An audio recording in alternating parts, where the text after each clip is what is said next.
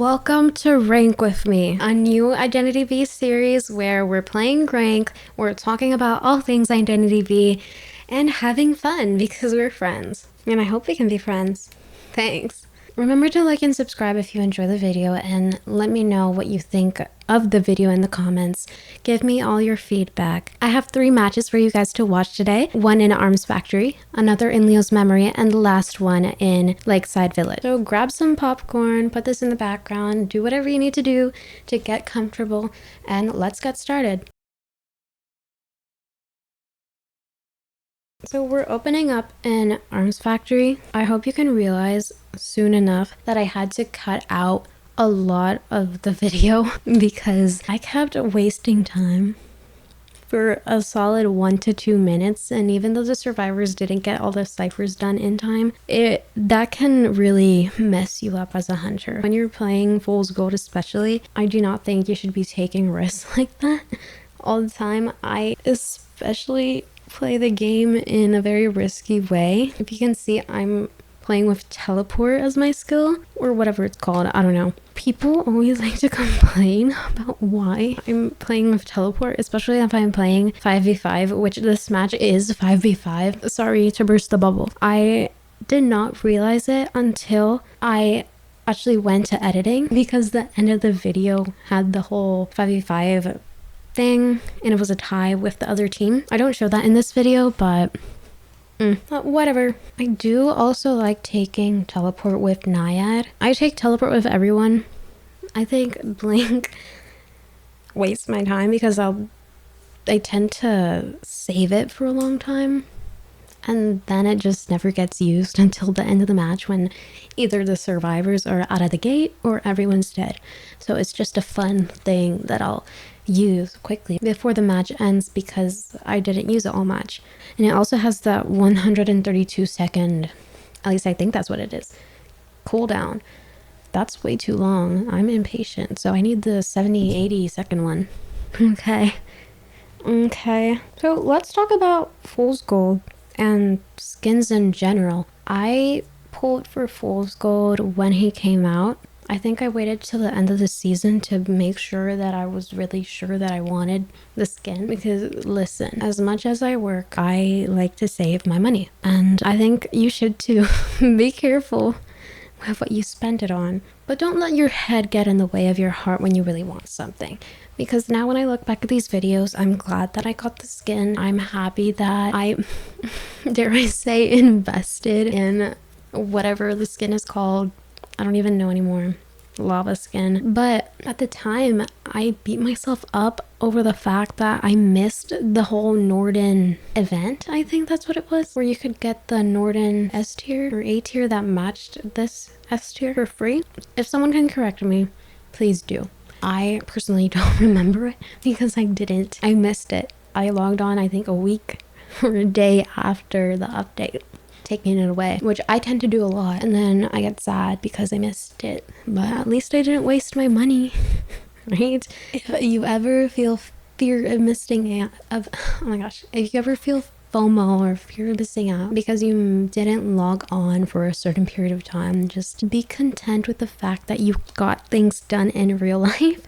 There's no reason to be sad over spending money in a video game. I mean, collecting, I understand, but sometimes there's necessities in real life that you need. However, if a skin comes along, like right now, there's the free run collaboration. Collab, guys. Collab. The free run collab. You could spend on that. I haven't really taken a look at it, but if it seems good, then go for it. I don't have anything against it, apart from the fact that it's pixels, but I've also spent it. I've also spent a lot of money myself on this game and other games too. For example, Star Stable Online. Goodness gracious, a lot of my money has been spent there, and I just said I'm going for $200 more spent on this game, and that's it. Because every week, every Saturday, that game gives you 100 star coins, which is the premium currency, dare I say, in Star Stable Online. You can buy horses, clothes, tack, even food and transportation if you so dare to do so. But I wouldn't recommend it because it's too star coins down the drain when you could just be saving for your horses. I would only spend star coins on horses, but I've made some bad purchases with my star coins in the past when I was growing up, because I started young, and that's what happens with these games, that there's a lot of kids playing these games and lots of money is gonna go into them. But once you're growing up and you have to do things to actually maintain the game that you want to spend on, you can't spend the money in the game because you don't have time to play the game. And I remember I played both Identity V and Star Stable Online religiously. I would log on for every rank session. Sometimes I'd wake up at 6 a.m., it was 4 a.m. I think. 6 a.m., I don't know. I'd wake up at 4 a.m. to play rank. Sometimes I'd plan it with my friends, and then sometimes they'd miss it, or I would miss it because we wouldn't be able to wake up. I mean, like, what can we say? It's hard to wake up at that time when you're not used to it, especially for a game. I mean, if you're gonna play it in bed because you want to get an hour more of rest before school or work, then it can get tough. But imagine waking up at this ungodly hour simply to play IDV. IDVers rise up, literally, but you can't do that. It's not sustainable. It's not ergonomic, as the computer people say. And if you're lying in bed, you're gonna fall asleep. I've done it before. And in a rank match, people are gonna get mad at you. And with how toxic people say this game is, you better have some tough skin.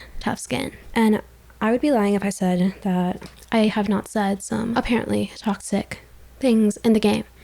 I mean, people get mad. I have feelings too. You have feelings too. And if you say something, who am I to judge? Validly, I did mess up. I did vault into the hunter, and I did get terror shocked. So you have every right to say something to me, because really you're not even targeting me. You're just targeting the unsightly mistake that I did. So why are we getting mad? Just take it as something funny.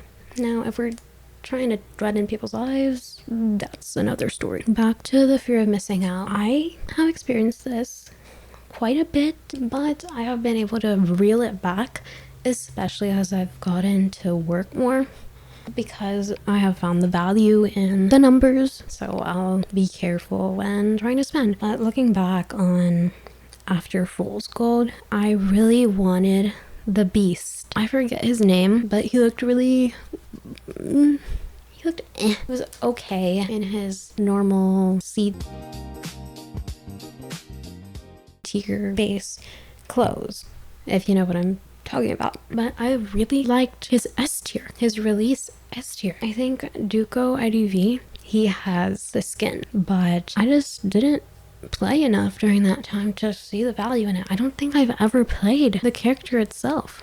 So who am I to get the skin, to spend money on a skin that I've never played? I think usually I would first buy the character with the clues if I foresaw myself spending money to get a gacha skin that wasn't in shop, because those are two different things. If we're looking back on Star Stable Online, they had basically shop skins. Horses you could buy directly. There was a set amount for each type of breed, what the heck. It wasn't a roulette casino, if you will. Here you do have to spend more than shop skins, which is kind of questionable, because why are you saying that something has more value than another thing when they're the same thing? We can get into that another time. Night Watch, that first release skin, Morningstar, I still have the gacha interface for that specific skin in my game, because I just can't let it go. I was ready to spend $100 more, I think, the day before that I thought it would be leaving. But instead of leaving on Wednesday, which is when IDV usually updates, it left on Tuesday.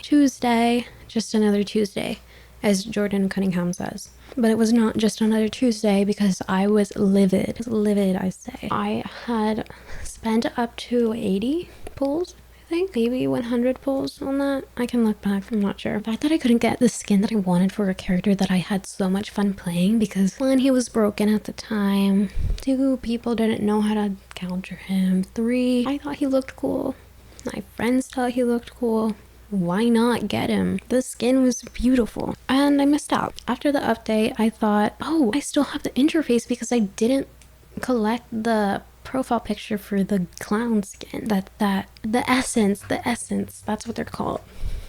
that the Essence was offering. But alas, that was not the case. I tried to pull. I had the means. I had the funds to do so. I was willing to. And it said, error or something like that. You can't do it. Excuse me? Excuse me.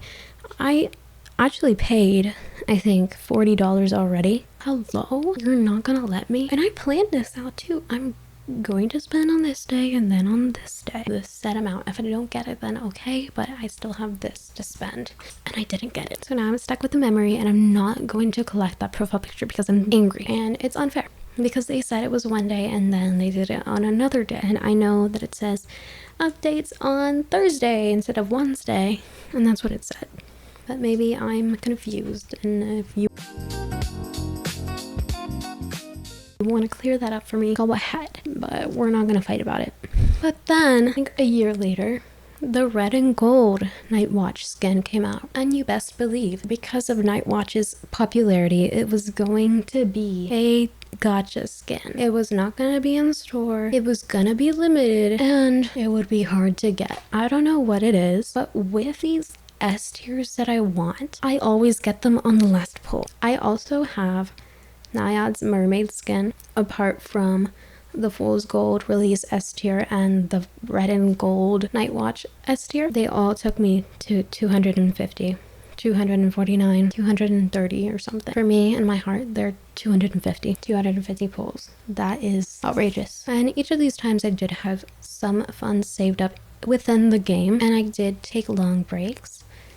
For that Naiad skin, I did have some birthday money, that kind of stuff. I didn't really pay for it myself, but I also did have to because I didn't reach 250 pulls with the based funds that I have, which is absurd. Because tell me how you can spend so much and still not get the actual thing that you want. Don't complain. You chose the game. But there's just a common factor with all these complaints that I have is, in the end, I'm happy. I'm happy that I have the skins as I'm playing it because I don't think I could bear to watch myself playing with the default skins. Not to say that they're ugly. I just like the S tiers.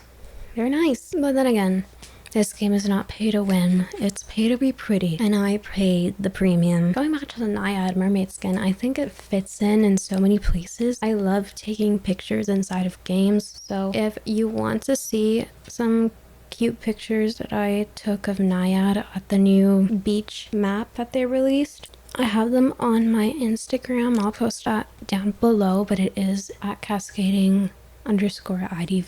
I do have some Ganji gameplay, some mechanic gameplay, which I do recommend the one with Monokuma because that game was the clutchest tie, I'll tell you. I don't know how we tied that, but if you want to find out, go to my Instagram. I might post that gameplay on YouTube if I can, but it has been 4 years, I think. So there's my proof that I have been playing this game for a while. It's been since 2020 and now it's 2025. That's crazy. 5 years? Hello? What am I doing? I remember when I first got into this game, I was so scared. I was petrified. Is it petrified trees? Is that how? Terrified.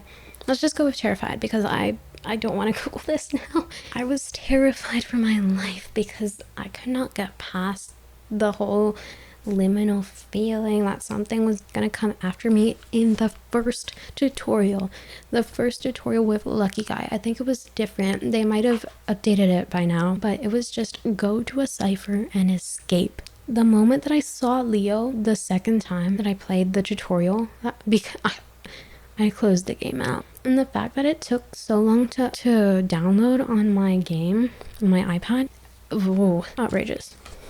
And I have some qualms about PC because maybe if I go back to playing on PC as I did once a long time ago when I had first started out, back in the Danganronpa first crossover or the second one, I think it was the second crossover that they had where Mikan was released. Maybe I'm confused. Maybe I'm unaware.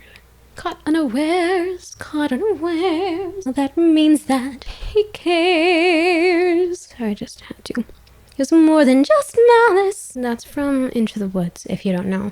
Cinderella. Anna Kendrick. I forgot what I was talking about. Anyways, when I'm playing on stream for my friends, or when I was, during the times when I was most active on this game, which I want to be more active, but I have a lot of footage. Oh, I remembered.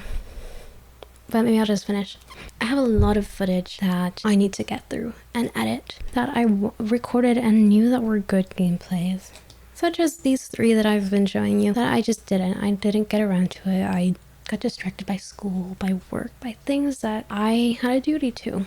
And I still have a duty to. But this camera roll needs to be cleared. iCloud Photos is screaming at me. But back to the thing that I remembered. I remembered it's shocking the difference in quality that Identity V has on PC versus mobile just because of the wait times. Maybe they're better by now if I go back to it, but when I was playing back then, yikes guys. And I have not tried to actually play my favorite characters on PC, so that's why you're still seeing my mobile gameplay. I do record my more cinematic shots, like my intro and my B-roll, mid-roll on the PC version because I don't have to do as much actual playing as just standing around and recording and moving the camera. But we'll see. I might try and show you guys my learning process of Identity V on PC. Maybe that'll be part of this series. Come back next time. Make sure to subscribe.